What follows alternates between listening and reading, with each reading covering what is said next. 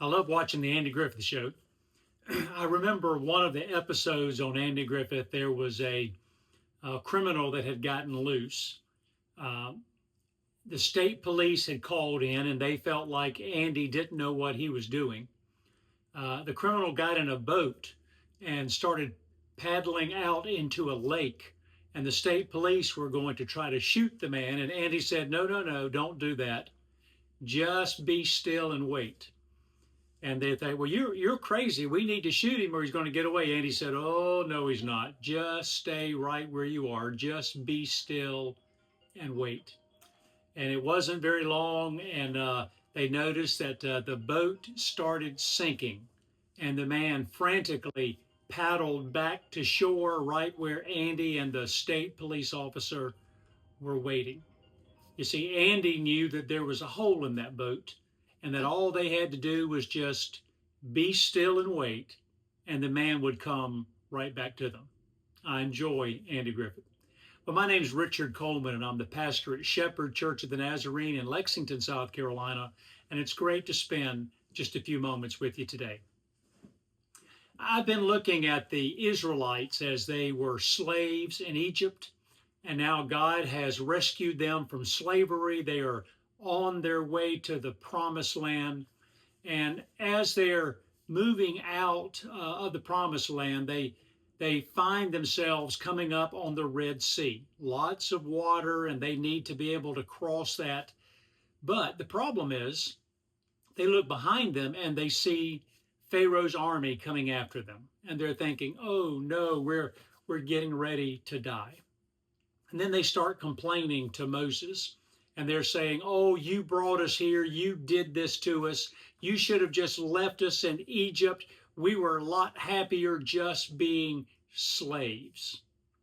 Well, they had forgotten very quickly how they had been crying out to God and asking God to save them and help them and get them out of slavery. But now that they were facing a tough time, they were saying, "We were better off then. You should have just left us there." Well, God had promised Moses, He said, "I'm going to get these people through this. And when I do, they will recognize that I am the Lord God Almighty." And so Moses knew that. And so he told the people, he said, "You need to be still and wait and just let the Lord fight this battle for you." I think about that in our life, and I recognize that sometimes it's really hard to be still and wait. Now, there's times when we need to do things. There's no doubt about that. But there's also sometimes when we recognize, just like the Israelites, they had the Red Sea on one side, an army on the other side. There was no way that they could do anything for themselves according to what they were seeing. And so this was an opportunity. This was the time for them to be still and wait and let the Lord do what He needed to do. And there's times in our life where pressures come on us. It could be a relationship failure. It could be bad news from the doctor. It could be financial issues. A lot of things could happen to us, and we've done all that we can do, and we have no other place to go, and we don't know how to go from here. And there's those times when we just need to be able to say, "God, this is beyond me, and I don't know what to do, and I don't know how to do it, and I just need for you to take over. And my prayer is that your will would be done in this situation."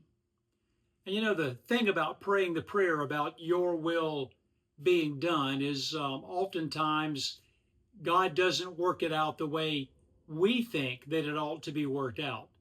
But really, our prayer should be just that: "God, you work this out so that it is best for you and your kingdom." And when we can pray that prayer, then many times, if we can just be still and wait, then God can take care of many of the circumstances that we just have no idea how to deal with.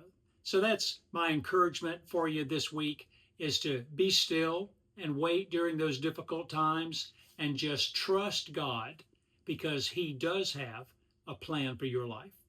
So may the Lord bless you and keep you. May his face shine upon you. May you truly be still and wait this week. Thanks for taking the time and viewing today.